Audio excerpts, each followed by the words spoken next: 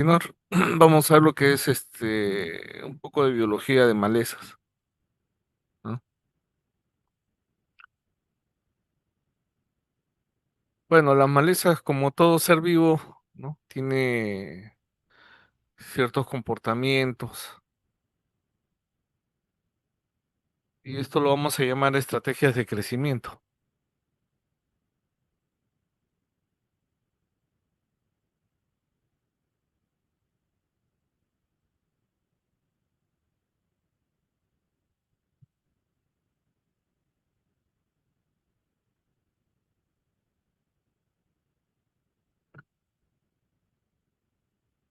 ¿no?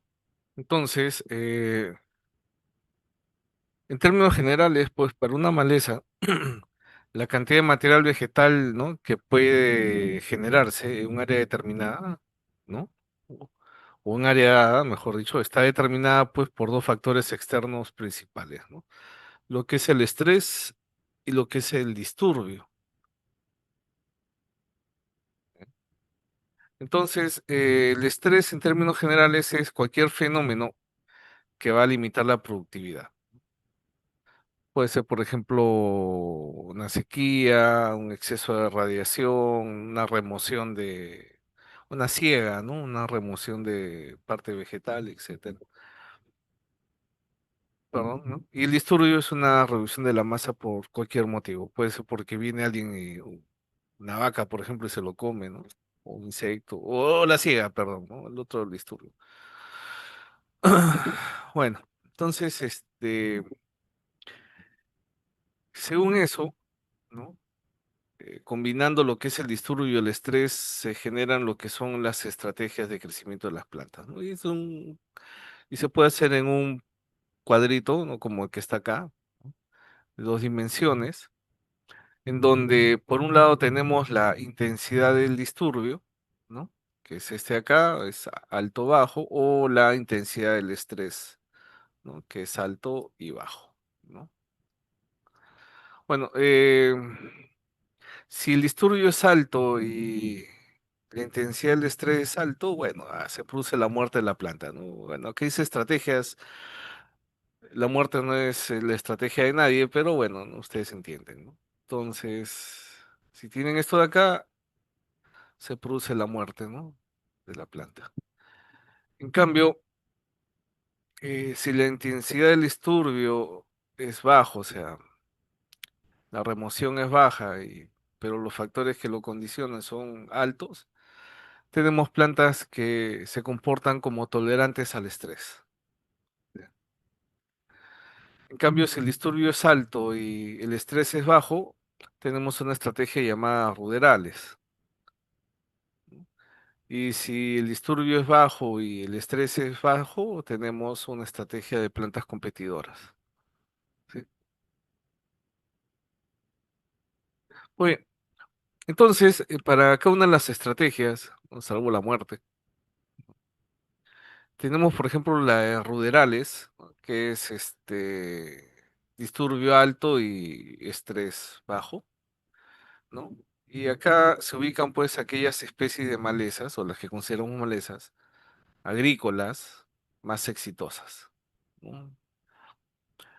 ¿Y qué características tienen? Pues que tienen típicamente, pues como dice acá, tasas de crecimiento rápido, muy rápido, y dedican más recursos a la reproducción. Entonces, son aquellas malezas que ustedes ven que crecen y al poco tiempo, nomás un mes, inclusive a semanas, dependiendo, ¿no? Ya están produciendo flores y botando semillas. También tienen poca competencia con otras plantas con recursos. Se supone que son sitios pues donde hay abundancia de recursos, ¿no? Por ejemplo, cuando ustedes fertilizan o riegan, ¿no? Entonces hay disponibilidad de recursos. Y generalmente son plantas, pues, como dice, efémeras anuales, son plantas de vida corta, 2, 3, 4 meses, ¿no? Y por lo general son estados tempranos de sucesión, ¿no? O sea, son las primeras malezas que ustedes encuentran cuando ustedes preparan un terreno y siembran, son las primeras malezas que aparecen y bueno, y desaparecen rápido después de ¿no? De botar semilla. Y si ustedes no hacen un control efectivo, vuelven a aparecer, ¿no? Al poco tiempo, la siguiente generación. Y así.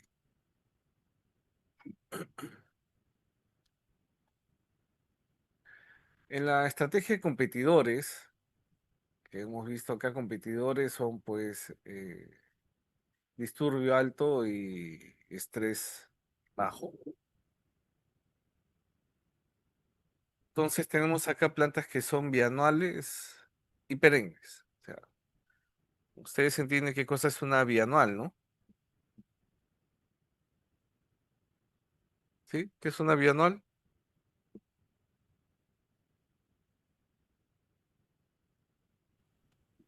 Planta que produce 2 veces al año. Ah, perdón, no, estoy muy bajito, no te escuché. Un cultivo que produce 2 veces al año. Ya, bueno, no necesariamente es cultivo, ¿no? Cualquier planta Mm. que cumple su ciclo de vida en 2 años, ¿ya? O en más de un año. Bueno, el típico ejemplo es la cebolla, ¿no? La cebolla el primer año ustedes siembran de semilla, sale la planta, va a vegetar, ¿no? Se forma el bulbo, salen las hojas y vegeta, ¿no? Pasa el año, ¿no? O sea, en condiciones naturales es una planta que pasa el invierno, ¿no? Bajo la nieve, etcétera. Y el siguiente año rebrota de bulbo y produce semilla, ¿no? O sea, va a florear el próximo año y va a emitir semilla y ahí nomás muere, ¿no? Pero ya emitió semilla. Tal vez ustedes han visto algún video en algún momento sobre siembras mecanizadas y de repente han visto ahí sembradoras de bulbos, ¿no? Se están sembrando bulbos de cebolla. Pero eso no es una siembra comercial para obtener cebollas, ¿no? Para consumir. Sheila, sí, así es, Sheila, ¿no? Sino que esa siembra es para semilla, ¿no? Si ustedes han visto sus videos, es una siembra para semilla, ¿no? No para obtener el bulbo. ¿No? Muy bien, entonces, estas son pues anuales y perennes, ¿no? Y son estrategias más competitivas, ¿no? De crecimientos en ambientes por lo general sin alterar, ¿no? Porque en ambientes que, por ejemplo, ambiente agrícola, donde ustedes están, digamos, campaña tras campaña arando la tierra, ¿no? Puede ser que persista, y de hecho hay especies perennes que persisten, ¿no? Pero son las menos, ¿no? Simplemente porque sus órganos de reserva son muy profundos, ¿no? La maquinaria no lo logra eliminar completamente. Bueno, pero en todo caso, son especies que invierten menos en semilla, pero más en los tejidos de soporte. Por eso son, por lo general, plantas leñosas, ¿no? Entonces forman leños, arbustivas o herbáceas bastante leñosas, por decirlo así, ¿no? Y ahí ustedes la tienen en el campo, ¿no? Bastante difíciles de eliminar, ¿no? Manualmente, ¿no? Pero ahí está. Muy bien. En la estrategia de tolerancia al estrés, cuando ambos el disturbio y el estrés son bajos, pues reducen la asignación de recursos para el crecimiento vegetativo y producción de semillas, ¿no? O sea, como es un ambiente, bueno, poquito desafiante, en términos generales, ¿no? Entonces, tratan de crecer, bueno, ¿no? De gastar lo menos posible, ¿no? En su periodo de vida. Entonces, cuando hay alto estrés, perdón, es alto estrés, perdón. Cuando hay alto estrés, bueno, hay supervivencias de individuos maduros en condiciones de alto estrés, ¿no? Y tienen bajas tasas de crecimiento y se encuentran en ambientes no productivos. Zonas desérticas, por ejemplo, ¿no? O zonas donde falta pues un poco de agua. Bueno, muchas malezas arables, le llamamos malezas arables, aquellas malezas pues que conviven con los campos de cultivo por lo general. Entonces tienen características en común, ¿no? Con las competitivas y las ruderales y se le llama ruderales competitivas. Ahora, no se supone, si bien hay este tipo de clasificación, ¿no? Por estrategias, etcétera, no significa pues que una planta caiga en una sola estrategia y sea, ¿no? Exclusiva de ese tipo de estrategia, ¿no? Puede haber individuos que, de acuerdo a la zona de crecimiento y ciertas características o cómo respondan a las condiciones, puedan tener, ¿no?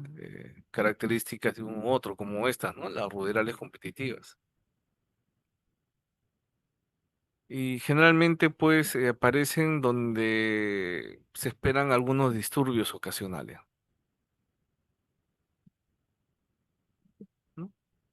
Entonces, la práctica de monocultivo, pues, se ha ejercido, ¿no? A lo largo de todo este tiempo, ¿no? Una considerable presión de selección en la evolución de las malezas. Y muchas características han evolucionado para el éxito de estas malezas, eso que están acá. Bueno, ¿saben lo que es presión de selección, no?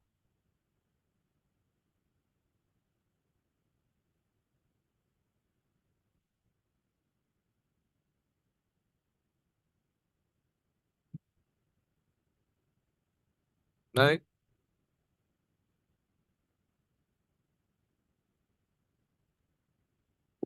Evolucionar por las condiciones. ¿Mm? Con- O sea, este, por como la selección natural o algo así. Ya. La presión de selección se refiere a la intensidad que pueda tener un individuo, ¿no? Bajo las condiciones ambientales, que genere, pues, como dice, pues una selección, ¿no? De individuos más capaces, puede ser, ¿no? O más O sea, adaptados. como que desarrollaran rusticidad o algo así. No, no. Por ejemplo, tú tienes una población de lo que sea. El típico ejemplo son los insectos, ¿no? Tú tienes una población de insectos en un sitio y se comen lo que esté ahí. Y de pronto tú le echas un insecticida, ¿no? Lo que va a hacer es que se mueren los individuos más susceptibles y van a quedar los más tolerantes y después los resistentes, ¿sí? Si tú aumentas el número de aplicaciones o aumentas la intensidad de la dosis, la cantidad de la dosis, ejerces más presión sobre esa población. Entonces, primero caerán los muy susceptibles, luego los susceptibles, ¿no? Acuérdense que ¿no? La mortalidad básicamente es una S, ¿no? Donde la dosis va para allá y el porcentaje de mortalidad va acá, ¿no? Obviamente llega pues a 100%, ¿no? A 100% acá. Entonces, a dosis muy pequeñas empiezan a haber individuos que mueren, a dosis muy altas hay individuos que lo toleran, ¿no? Entonces, a medida que ustedes aumentan, ya bien sean la dosis o el número de aplicaciones, ¿no? Están simplemente, cada vez están eliminando los más, ¿no? Los más susceptibles y se van a quedar con los más resistentes, ¿no? Entonces, simplemente la velocidad con que eso ocurre, ¿no? Se debe pues a la dosis o al número de aplicaciones, ¿no? Eso se llama la presión de selección. Una presión de selección más alta en este caso es mayores dosis o aplicaciones más seguidas de un mismo producto, ¿no? Y una presión de selección baja es cuando ustedes, por ejemplo, cambian continuamente de la naturaleza del ingrediente activo, ¿no? Y por lo tanto, de repente, en esta zona hay individuos susceptibles, ¿no? A otros tipos de insecticida y bueno, va cambiando, ¿no? Y van logrando eliminarlo. Eso es la presión de selección.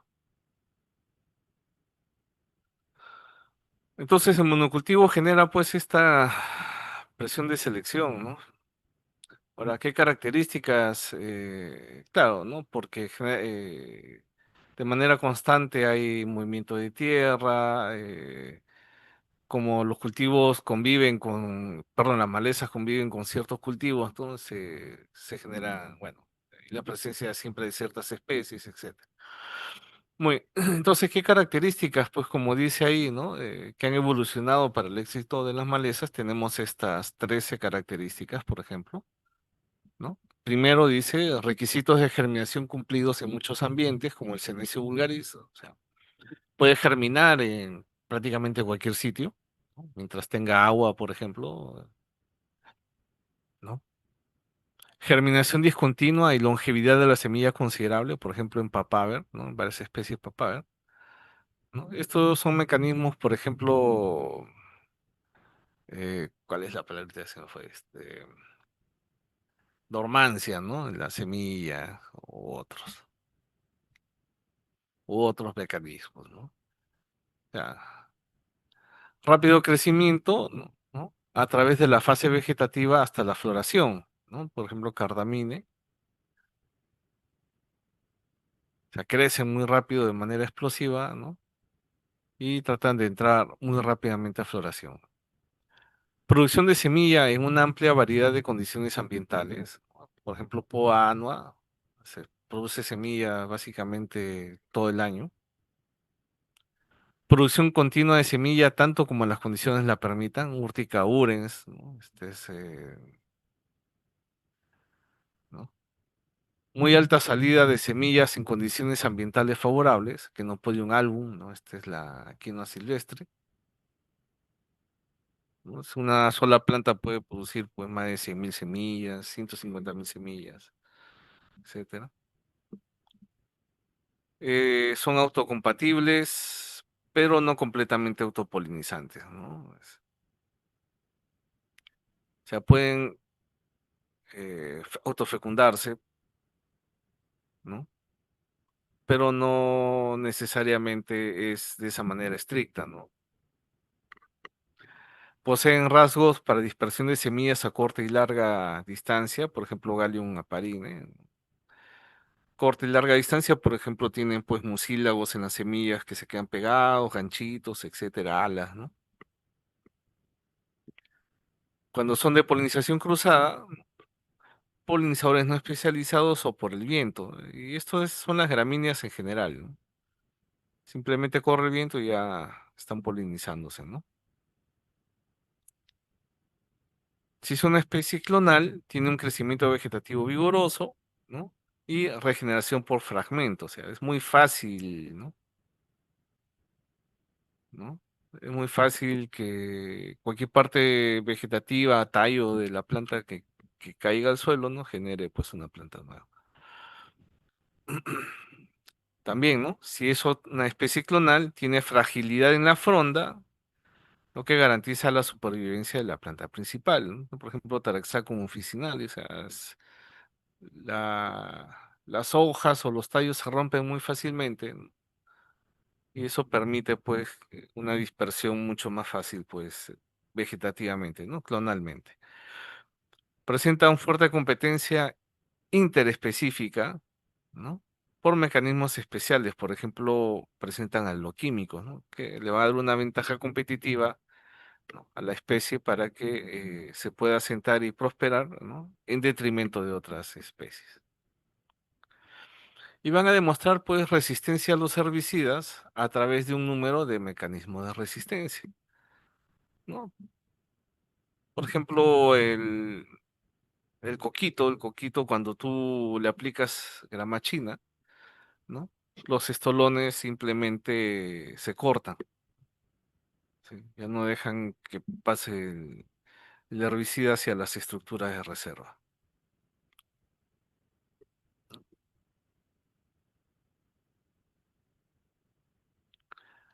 Muy bien. Entonces, el momento de germinación, una característica. Pues dice ahí que el éxito de algunas malezas se debe a una similaridad cercana al cultivo. Entonces, muchas malezas germinan justo después de la preparación del cultivo o durante o junto con la siembra, ¿no? Que se pueden parecer demasiado, ¿no? Estamos hablando, por ejemplo, de malezas amarantáceas, que de repente actualmente, ¿no? Con quinoa, kiwicha, maíz con ciertas gramíneas, ¿no? Puede ver. La profundidad de germinación también afecta, ¿no? Dice, muchas de las malezas arables germinan en los 5 centímetros superiores del suelo, ¿no? Un pequeño número puede germinar a mayores profundidades, pero estas tienen semillas más grandes, ¿no? Si se acuerdan de semillas o agrotecnia, si es que ya llevaron, imagino que sí, ¿no? Se dice que por regla general se dice que es la profundidad de siembra es el doble del diámetro de la semilla, ¿no? Acá también se cumple eso. Ahora, por ejemplo, Amaranthus, ¿no? Las semillas de Amaranthus solo germinan cuando están en los primeros 2 centímetros del suelo. Si están más profundo, no germinan y inmediatamente cuando ustedes remueven el suelo, ¿no? Por ejemplo, sacan lo que está un poco más profundo, lo sacan hacia arriba, ¿no? Germina esa semilla de Amaranthus. ¿Cómo sabe la semilla que está en la profundidad adecuada? ¿Ah? A ver, una idea.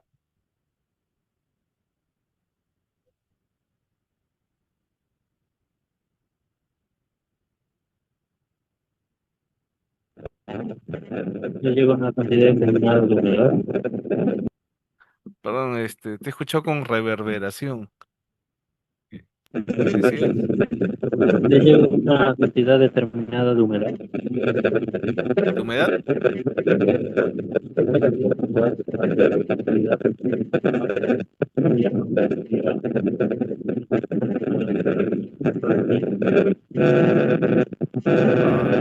Ah, tienes un fallo de conexión ahí de tu micrófono. Es pura estática nomás, básicamente. Pero creo que te entendí al inicio, decías humedad. Dijo llegar a un cierto porcentaje de humedad, ¿no? No, humedad. ¿Alguien más otra idea?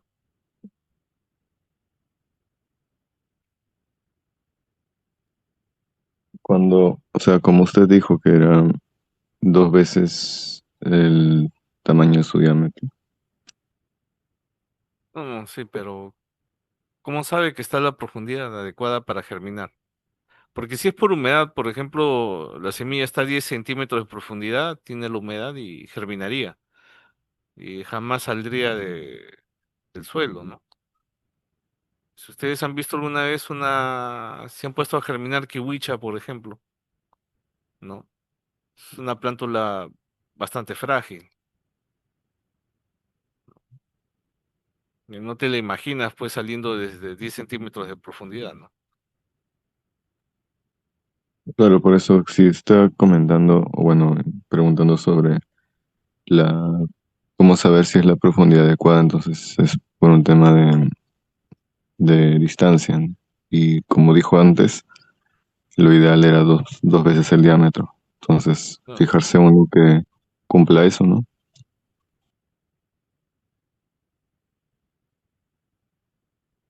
es la luz.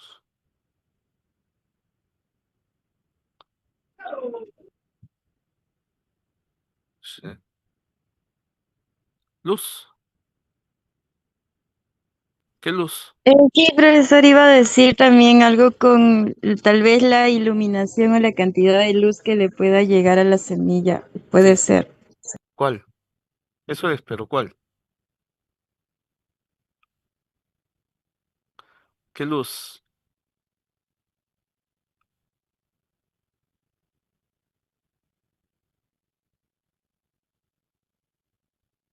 ¿Qué luz puede penetrar o longitud de onda puede penetrar ahí un par de centímetros, ¿no? Del suelo, Sola. ¿no? Bueno, es infrarrojo, ya, es luz infrarroja. infrarrojo lejano, ¿no? Entonces, cuando la semilla percibe pues que tiene infrarrojo lejano, no es que la perciba que tenga ojos, sino es que el infrarrojo lejano tiene que ver con la reducción del rubisco, ¿no? La enzima, la ribulosa, y eso dispara pues la germinación.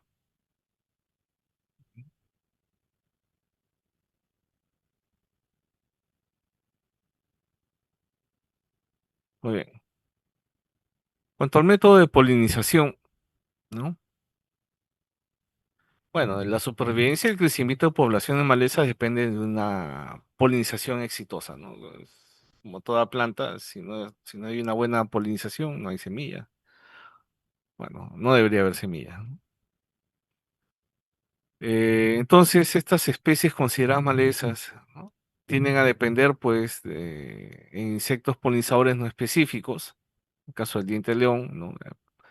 Ahí van moscas, van abejas, mariposas, ¿no?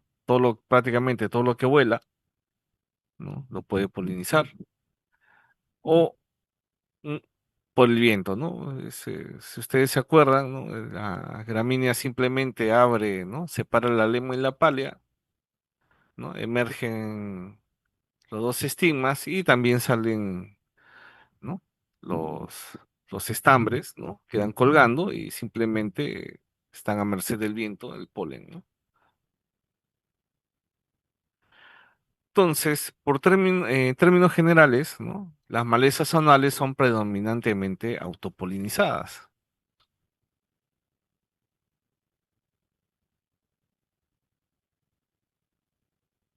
Muy bien. El número de semillas, como ustedes ya saben, las semillas tienen dos funciones principales, ¿no? La dispersión de las especies para colonizar nuevos ambientes, esa es una, y otro es la protección de las especies contra condiciones ambientales desfavorables, ¿no? Vía latencia o dormancia, si ustedes quieren, ¿no? Sí. Y las malezas, pues, van a producir comúnmente, como se menciona acá, grandes cantidades de semillas, ¿no? Lo que puede asegurar una considerable ventaja en un ambiente competitivo.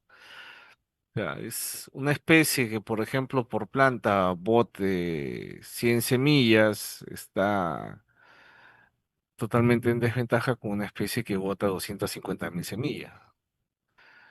Simplemente esa cantidad, esa inundación del área por semillas le da una ventaja de competencia, ¿no? Por espacio. Y si estas semillas tienen algún tipo de latencia, van a asegurar una germinación durante el tiempo. Y alguna de ellas, pues, caerá, pues, germinará en cuando hay condiciones favorables, ¿no?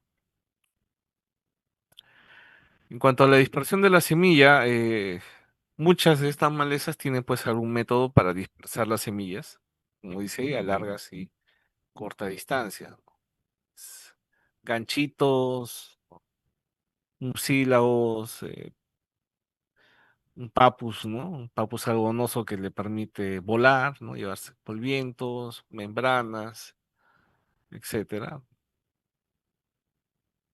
Entonces todo eso lo permite la dispersión. Algunas, si no tienen eso, será pues una dehiscencia explosiva del fruto, ¿no? Hará que lo botes pues un par de metros más allá, ¿no? En el mejor de los casos, etcétera.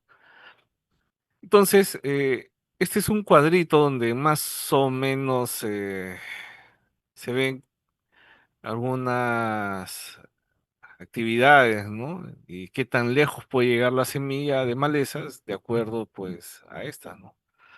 Por ejemplo, tenemos procesos naturales, ¿no? De dispersión de la semilla, ¿no? Que son de este color, ¿no? Entonces la salpicadora de lluvias, ¿no? Te da, puede ser unos cuantos centímetros, ¿no? Dentro del campo, dentro del mismo campo, ¿sí? Igual la de ciencia explosiva, las hormigas también transportan semillas de aquí para allá, ¿no? El viento, ¿no? Ya en caso del viento, pues te lo puede llevar entre campos, ¿no? Está justo entre campos. Los implementos de labranza también llevan semillas entre campos.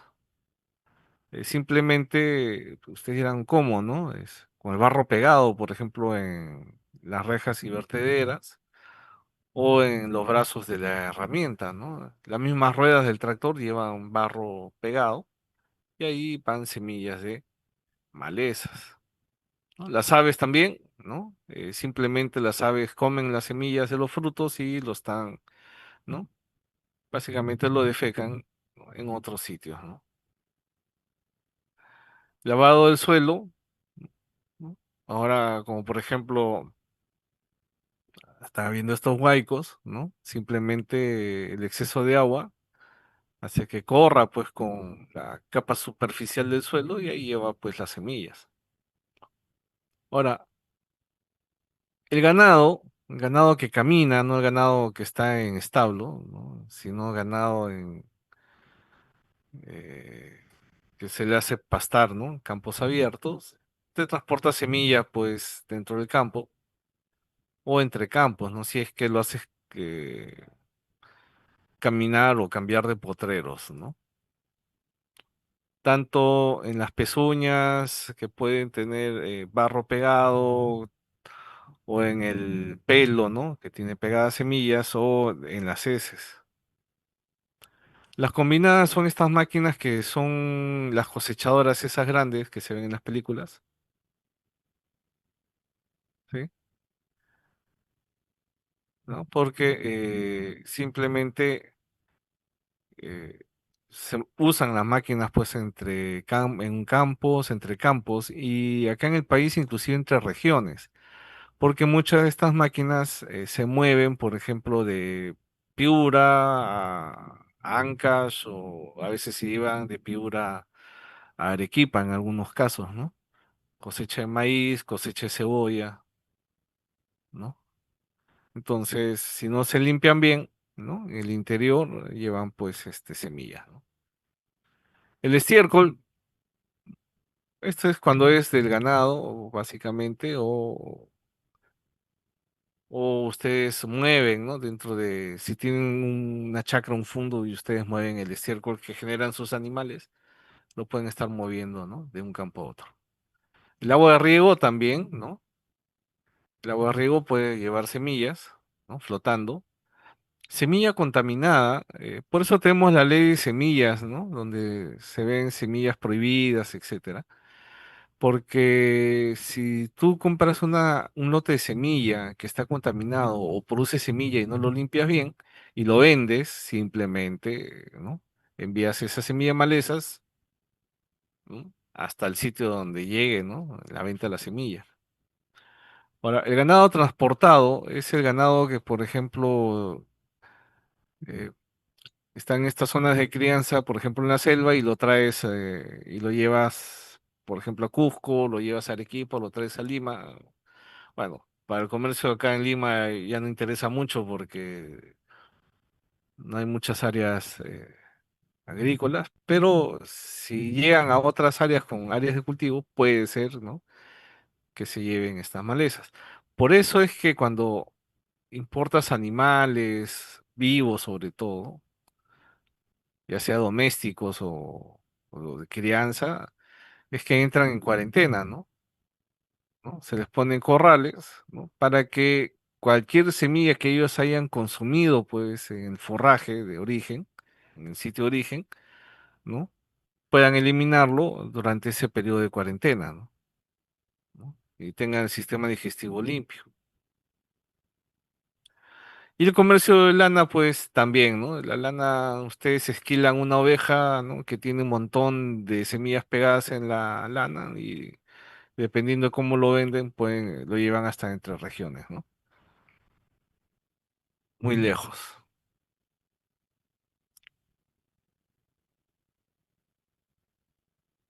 Muy bien. En cuanto a latencia y duración de la viabilidad, ¿no? La totalidad de la población de semillas en un área dada es de gran significancia, ¿no? O sea, no es lo mismo pues tener en un área tener pues 1000 semillas que tener medio millón de semillas, ¿no?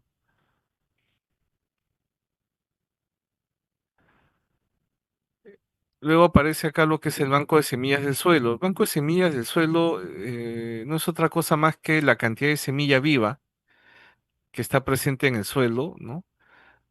De generaciones anteriores, lo que vota y lo que vota ahora, ¿no? Entonces, el banco de semillas del suelo refleja la producción pasada y presente de semillas, además de aquellas que han sido importadas y han sido depositadas en ese suelo,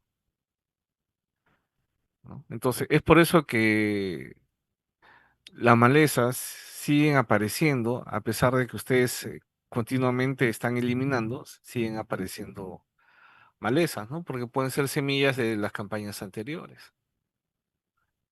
Es reducida pues por la germinación, ¿no? La senescencia y la actividad de los herbívoros. Por estudios que se han hecho en otros países sobre todo, ¿no? Se han encontrado que en estos bancos de semillas de suelo hay semillas viables por lo menos 10 años, ¿no?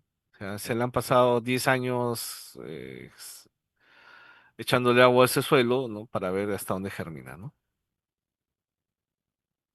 Bueno, entonces la latencia, ¿no? De estas semillas les permite pues germinar en distintos momentos, ¿no? Hasta que las condiciones son favorables, ¿no? Para el crecimiento. Ah, puede llegar que cierto porcentaje de la semilla crezca pues en verano, un sol tórrido, ¿no? Especialmente si hay niños, puede ser que no prosperen, se mueran todas. Un par de semanas más siguen germinando, ¿no? Y un mes después, las que germinan un mes después ya tienen condiciones pues de lluvia, ¿no? Temperaturas más templadas y que les permita crecer, ¿no? Entonces, esa es la idea, ¿no?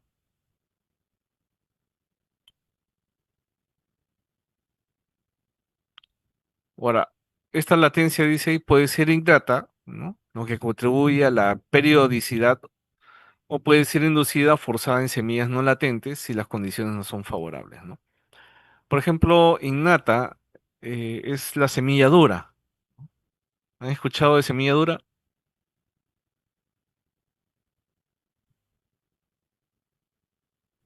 Sí, pues.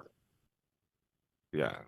Entonces, la semilla dura, a medida que la semilla está en el suelo, la misma acidez del suelo, ¿no? O la opción de insectos u otros organismos, ¿no? Van a adelgazar esa testa y van a permitir la entrada de agua y aire, ¿no? Entonces va a germinar y eso es, como es una tasa distinta, ¿no?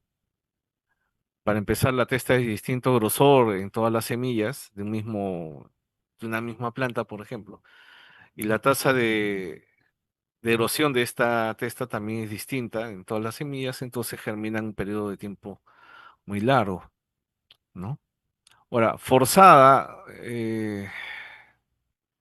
¿no? En semillas no latentes y las condiciones no son favorables. ¿Ustedes han escuchado del trigo de invierno? El trigo de invierno es aquel trigo, pues, que se siembra en otoño y se la pasa, ¿no?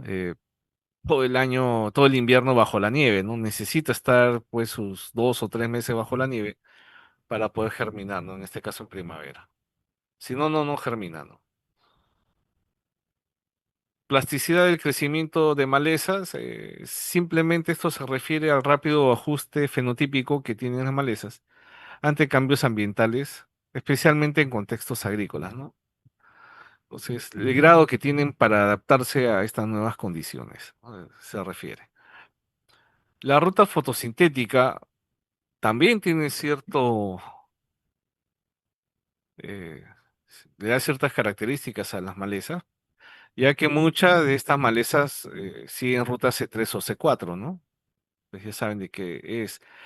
La maleza C4 les da una ventaja fotosintética bajo condiciones de alto flujo de fotones, o sea, alta luminosidad, alta temperatura y una disponibilidad de agua limitada, como podría ser el norte del país, ¿no? Piura, Tumbes.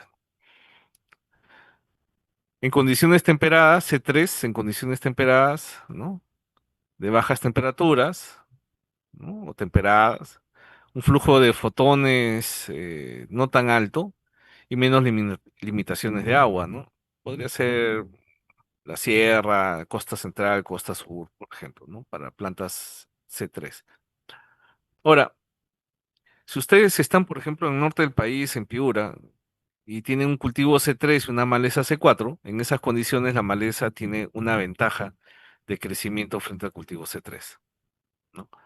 En esas mismas condiciones, si tiene un cultivo C4 y una maleza C3, su cultivo C4 va a tener ventaja. Y si tiene un cultivo C3, C3, en esas condiciones ambos van a sufrir, ¿no? Entonces, condiciones temperadas es lo mismo, ¿no? Condiciones temperadas, un cultivo C3 tiene una ventaja de crecimiento frente a, ¿no?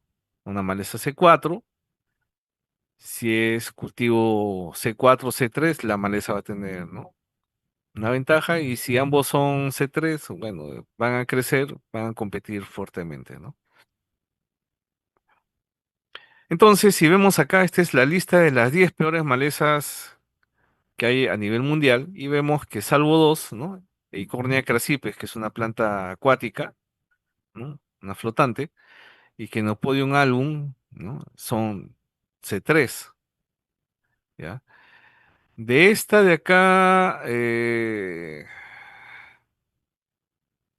salvo Imperata cilíndrica, la agraria tiene todas las demás, ¿no? O sea, tenemos 9, o teníamos 9 de las 10 peores malezas del mundo en la universidad, ¿no? Lo que pasa es que Icornia crassipes ya se eliminó, ¿no? Estaba en la lagunita frente a la, ¿no? Frente al auditorio. Y por último, ¿no? En cuanto a reproducción vegetativa, ¿no? No todas las malezas clasificadas como ruderales competitivas son anuales, ¿no? La excepción son las herbáceas perennes, que tienen alta capacidad de crecimiento vegetativo. La ventaja es que depende de la planta madre en etapas tempranas de desarrollo, y la desventaja es que las hijas son idénticas a la planta madre y no ocurre dispersión, ¿no? Estamos hablando prácticamente de plantas de crecimiento, dispersión clonal, ¿no? Mediante fragmentación, estolones, etcétera, ¿no? Entonces, estructura estolones, rizomas, tubérculos, bulbos, etcétera, ¿no? El cultivo y el disturbio del suelo, o sea, la remoción del suelo, pueden promover la fragmentación de estas estructuras vegetativas, ¿no? Como en el caso de la grama china, y solo el cultivo continuo puede prevenir la acumulación de las reservas de nutrientes. O sea, la eliminación constante de la parte aérea va a generar agotamiento de estas estructuras de reserva. Muy bien, entonces lo dejamos acá. Próximo martes, espero que sea allá en La Molina, ¿ya? Entonces, gracias, nos estamos viendo. Gracias, profe. Hasta luego. Chao, Profesor, buenos días. Hasta luego, profesor. chao, chao. Hasta luego, profesor. Gracias. Ya, nos vemos. Pasen un buen día.